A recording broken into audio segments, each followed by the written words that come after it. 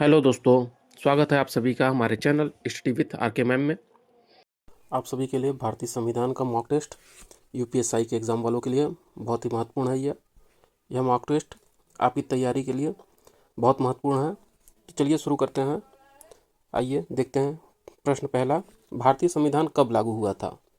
अब इसके ऑप्शन दिए गए हैं। ए 15 अगस्त 1947, 26 जनवरी 1950, 2 अक्टूबर 1949 या 26 नवंबर 1949। आप सब अपने आंसर दीजिए कमेंट बॉक्स में 10 सेकंड में।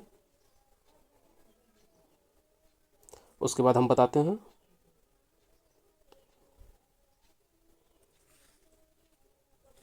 जी देखिए, इसका उत्तर होगा 26 जनवरी 1950। ठीक, अब चलिए आगे चलते हैं क्वेश्चन नंबर 2 पे। संविधान सभा के अध्यक्ष कौन थे?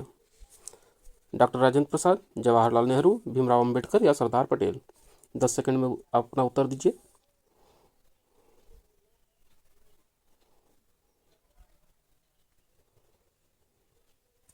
देखिए, इसका उत्तर होगा डॉक्टर राजेंद्र प्रसाद। ये संविधान सभा के अस्थायी अध्यक्ष थे। चलिए प्रश्न संख्या 3। ये देखिए, ये जो मॉक टेस्ट है ये आपकी तैयारी के लिए बहुत ही महत्वपूर्ण है, क्योंकि आपके एग्ज़ाम में संविधान का वेटेज बहुत ज़्यादा होता है।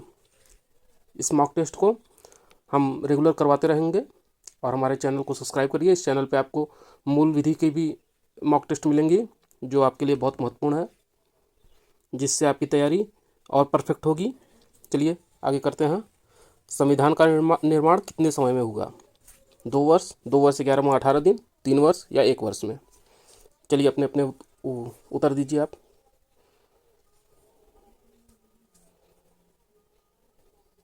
देखिए, आप सब जो अपने उत्तर दे रहे हैं उसे काउंट करके रखिएगा। लास्ट में बताइएगा कि किसका कितना सही हुआ है। इससे पता चलेगा आपकी तैयारी कितनी परफेक्ट हो रही है इस समय। चलिए, इसका जो है आंसर होगा सेकंड। ठीक, आइए प्रश्न संख्या 4 पे। मौलिक अधिकार किस भाग में है? भाग 1, 2, 3 या 4? अपने उत्तर दीजिए आप सब। इसके उत्तर तो लगभग सभी को पता होने चाहिए। चलिए, इसका आंसर होगा ऑप्शन सी। ठीक है, आइए अच्छा प्रश्न संख्या 5 में। नीति निर्देशक तत्व किस भाग में है? इसका भी उत्तर दीजिएगा आप सब।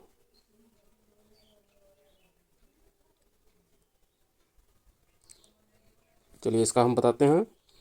आप सबने दे दिया होगा, ये भाग 4। ठीक, चलिए प्रश्न संख्या 6 देखते हैं। संविधान का संरक्षक कौन होता है? अब इसका उत्तर दीजिए। संविधान का संरक्षक कौन है? संसद, राष्ट्रपति, सर्वोच्च न्यायालय या प्रधानमंत्री? आप सबने अपना उत्तर दे दिया हो शायद, तो हम बताते हैं। संविधान का संरक्षक सर्वोच्च न्यायालय को कहा जाता है। ठीक, संसद अगर कोई भी ऐसा कानून बनाता है जो हमारे संविधान की अवहेलना करता हो तो सर्वोच्च न्यायालय उसे कैंसिल कर देता है। ठीक है, तो संविधान का संरक्षक सर्वोच्च न्यायालय को माना गया है। चलिए क्वेश्चन संख्या 7 पे आते हैं। भारत एक कैसा राज्य है? ये क्वेश्चन काफ़ी अच्छा है, इसका आंसर दीजिए आप सब।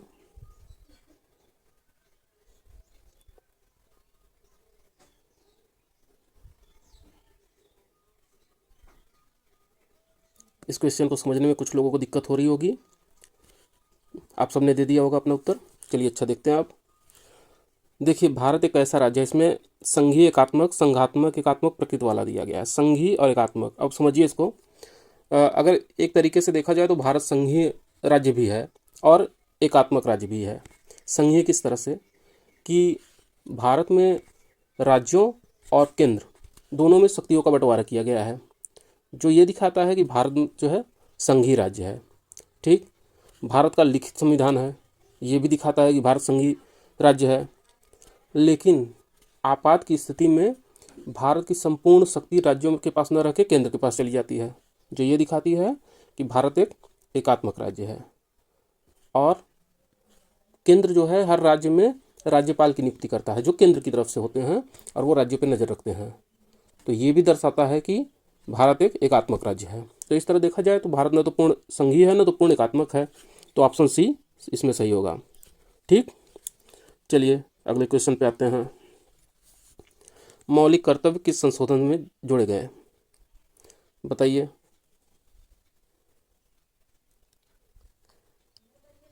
तो ये देखिए, इसका ऑप्शन होगा ए 42वें संविधान संशोधन से। चलिए आगे बढ़ते हैं।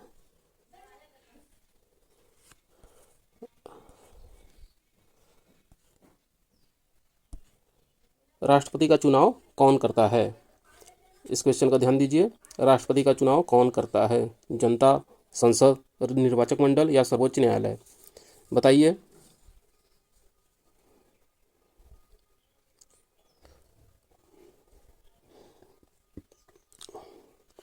जनता, संसद, निर्वाचक मंडल या सर्वोच्च न्यायालय। चलिए हम बताते हैं। अब देखिए, राष्ट्रपति का जो चुनाव होता है उसके लिए एक निर्वाचन मंडल बनाया जाता है, निर्वाचक मंडल।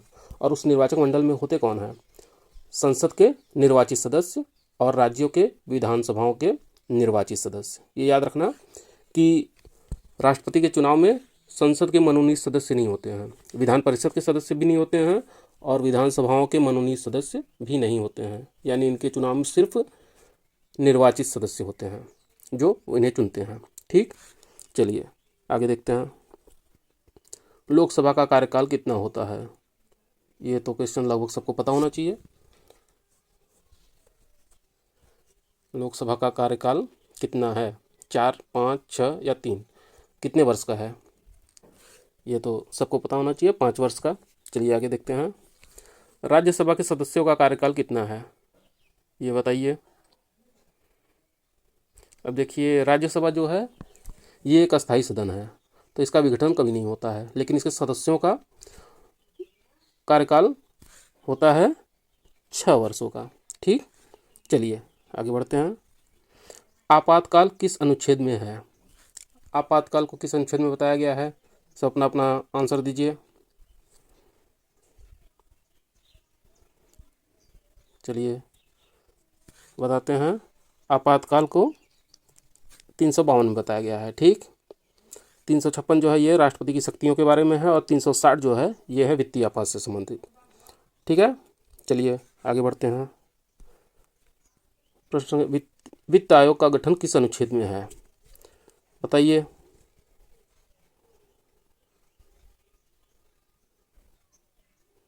जल्दी जल्दी करिए जी। वित्त आयोग का गठन किस अनुच्छेद में है, यह है अनुच्छेद 280। चलिए आगे।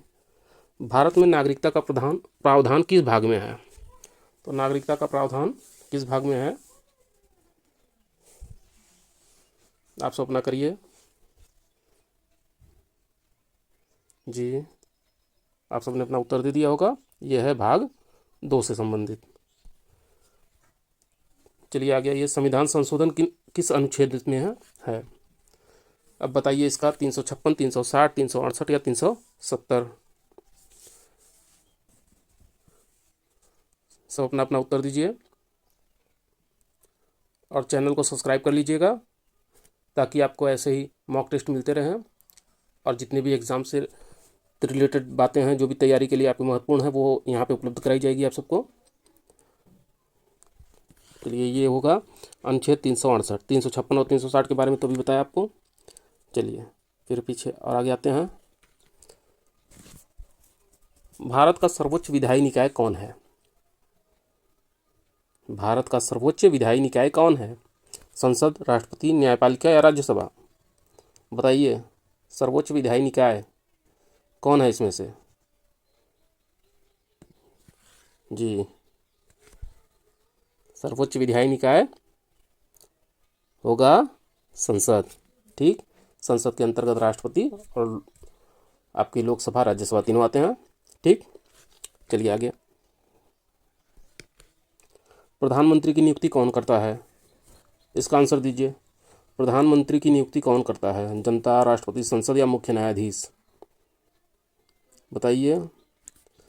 कौन करता है, जनता, राष्ट्रपति, संसद या मुख्य न्यायाधीश। अब देखिए, प्रधानमंत्री की नियुक्ति हमेशा उसी की होती है जो बहुमत दल का नेता होता है। ठीक, और उसकी नियुक्ति कौन करता है? राष्ट्रपति करता है। लेकिन राष्ट्रपति अपने मन से नहीं करता, वो हमेशा बहुमत दल के नेता को ही चुनेगा। ठीक, चलिए आगे। सर्वोच्च न्यायालय की स्थापना कब हुई? सर्वोच्च न्यायालय की स्थापना कब हुई?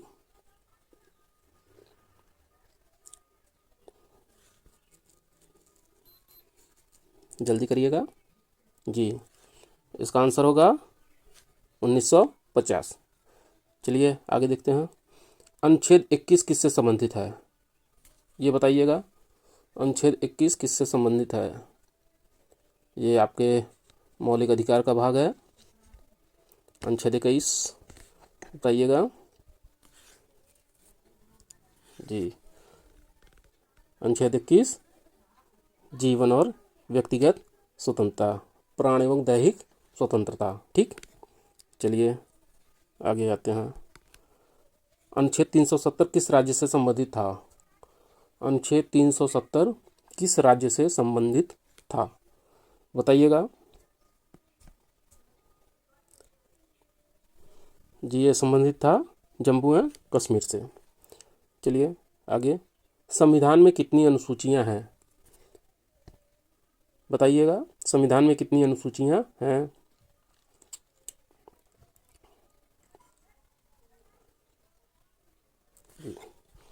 वर्तमान में संविधान में 12 अनुसूचियां हैं। शुरुआत में संविधान में कितनी अनुसूचियां थी? 8। ठीक है, चलिए। भारतीय संविधान किस देश से सर्वाधिक प्रभावित है? चलिए इसका आंसर दीजिए। भारतीय संविधान किस देश से सबसे अधिक प्रभावित है? भारतीय संविधान में सबसे ज़्यादा पार्ट कहाँ से लिया गया है इनमें से? चलिए देखिए, भारतीय संविधान में सबसे ज़्यादा जो है लिया गया है हमारे भारत शासन अधिनियम 1935 से। ठीक है, और लेकिन अगर इन देशों में देखा जाए तो भारत के संविधान में सबसे ज़्यादा प्रभाव पड़ता है ब्रिटेन का। ठीक है, चलिए अच्छा आगे देखते हैं। भारत में एकल नागरिकता की व्यवस्था किससे ली गई है? अब ये बताइए, एकल नागरिकता की व्यवस्था कहाँ से ली गई है? अमेरिका, कनाडा, ब्रिटेन या ऑस्ट्रेलिया से? जी बताइए। अमेरिका में तो खुद ही दोहरी नागरिकता है, तो वहाँ से तो ली नहीं जाएगी। ये ली गई है ब्रिटेन से। ठीक है, चलिए आगे देखते हैं। राष्ट्रपति शासन किस अनुच्छेद में है? राष्ट्रपति शासन किस अनुच्छेद में है? जी अभी हमने पहले आपको बताया था, ये देख लीजिए, बताइए जी। 352 था आपातकाल से, 360 था वित्तीय आपात से, और 356 था राष्ट्रपति शासन से। ठीक है, चलिए अब आज का अंतिम क्वेश्चन है, मौलिक अधिकारों का निलंबन किस दौरान हो सकता है? इसका उत्तर दीजिए आप सब। मौलिक अधिकारों का निलंबन किस दौरान हो सकता है?